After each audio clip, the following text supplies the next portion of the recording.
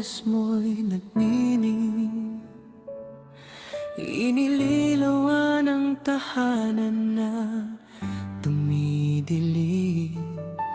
At pag may sakit, yayakapin ng mahigpit. At sa tuwing nagugutom, bibigay mo ang iyong pag-ibig. Ikaw ang kaibigan na kailanman hindi ako pagtataksilan.